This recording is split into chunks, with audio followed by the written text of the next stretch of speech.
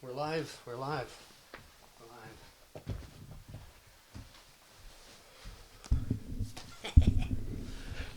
So I have an audience today. So I'm Infinity Solstice, Bright Wizard of Destiny, at your service. So it's a sunny day at Go Organic Sports Ranch. We're up here in the art gallery because I'm taking a little break from raking. I've been raking for a while.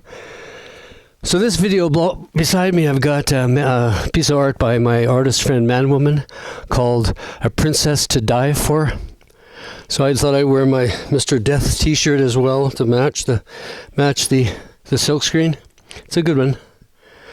So this video blog is called If We Bring the Soldiers Back Home Today. Not meaning to sell my musical self short, I've come across many different ways to compose music. Usually requires an exciting thought or idea that I just have to put to music to express it. I figured that music being such a powerful force in the world, if there was any way to affect our reality with my brilliant thoughts and ideas, it would be through music, right? More often, the ideas are not mine, but ideas that impacted me to the point that I made them mine, or at least incorporated them into my being. Where the inspiration came for the next song was in downtown Golden, BC. My friend Michael and my granddaughter Aura and I are walking across the street, and who should we pass in the middle of the road but our MP, our Member of Parliament, Mr. Jim Abbott. I'd met him on a few occasions, as in this case just in passing, and I couldn't resist saying to him, "Really unpopular war, Jim, as we as Canadians have an army in Afghanistan and we were being blown up by roadside bombs, and we were actually shooting people. By we, I mean Canadians, and from my perspective, soldiers are misled youths that join the armed forces to see the world, when in reality, we know it's just about the corporate world selling weapons to our government. Did you know there are 1,200 full-time paid lobbyists in Ottawa? 1,200. Whining and dining and decrying the big vicious world out here. So we'll just have to arm up. Fear-mongering at its finest. I rant as usual. And my friend Michael immediately says to Mr. Abbott, "Sir, if we bring the soldiers back home today, nobody else has to die." What a good sentiment. What an inspiring thought. A statement worthy of a song for sure. And here's how it goes. If we bring the soldiers back home today, then nobody else has to die. Then nobody else has to die. Self-defense, I understand. Protect our home. War is offensive to me. It pretty much covers my stance on war and armies and bombs and the like. Self-defense is acceptable behavior. If we have guns pointing out from our borders, that's good. Not aggressing in foreign lands with tanks and planes and all the offensive paraphernalia of modern war. Nobody else has to die. The march of the gun has you in its sights. It's undemocratic. It's after your rights. When did anyone, the generals, the politicians, the arms manufacturers, ask me, a citizen, if I was interested in their wars? Well, in case you can't guess it, I sure the hell am not. My wife bought me this magazine called Peace Magazine, and in it a letter to the editor stated, "Meantime, North American soldiers are being welcomed home as heroes by brain-dead families and towns after the misled youth are bribed and duped into serving their term of duty. Count them lucky if they don't return home mutilated or in a box." End of quote. Brain-dead families and towns is a bit harsh, I must admit, but you get the idea. Shooting people dead isn't good. It can't be good. Wars, we're smarter than that. Get lost, go away, war. If enough people sing these songs, I write, maybe war will go away.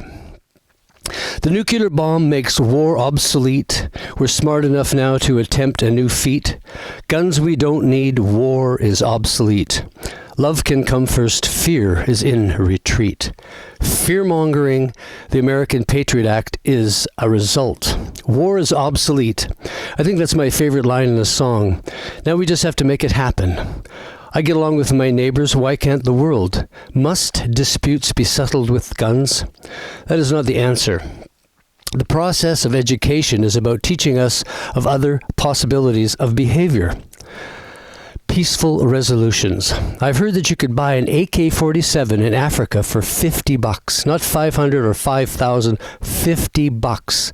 Why are we selling bullies this high-tech killingry? The Canadian government is legislating that bullying is a crime, but they are referring to children when the real bullies are selling arms to bullies all over the world.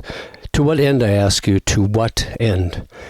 If we bring the soldiers back home today and nobody else has to die, first we must apologize, then make amends, remembering just who we are. Here, the we refers to the we as Canadians. When we bombed Libya, just how many innocents did we kill? Can we ever make amends? It's going to be tough, but I think by putting the war criminals, the arms dealers, in jail might be a start. I know there has to be an international law against killing, dropping bombs from airplanes on people in foreign lands. Politicians beware. Canadian generals do beware. It's against the law to kill. Nobody else has to die. We're about peace and making it work. Let's set an example, show them our worth. Now, I want to charge Mr. Harper, our ex-Prime Minister, with crimes against humanity and initiate a citizen's arrest. I ran it by a lawyer in town, but he said if it didn't affect me personally, there wasn't much I could do about it.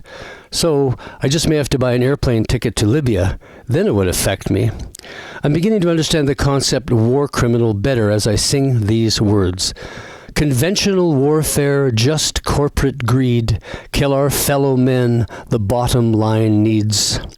Corporations like Lockheed Martin, Boeing, Northrop Grumman, McDonnell Douglas, Stelco, and hundreds more that manufacture armament should also be charged with crimes against humanity.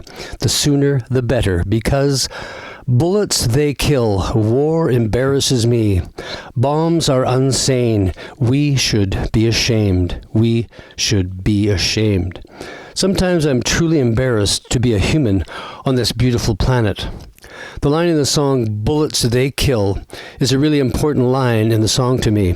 I persist in my argument that it isn't the person pulling the trigger that kills somebody, it's the actual bullet. And the proof of the argument is, there are new weapons called drones, pilotless planes that drop bombs on people around the world. Some guy sitting in a trailer in Las Vegas controls the drone, but it's the bomb that does the killing. I repeat, bullets they kill, bombs are insane, as opposed to insane. Meaning, are you insane or are you unsane? Anyway, just a bit of syntax. I prefer the word unsane to insane, right? Where are we going here? Landmines are mean, vicious, deadly, and completely unsane, to use it in a sentence, right? If we bring the soldiers back home today, nobody else has to die, and that I wouldn't have to be ashamed to call myself human. Over and out. Ooh. Interesting thoughts. Hopefully we got that. Hopefully. Yeah.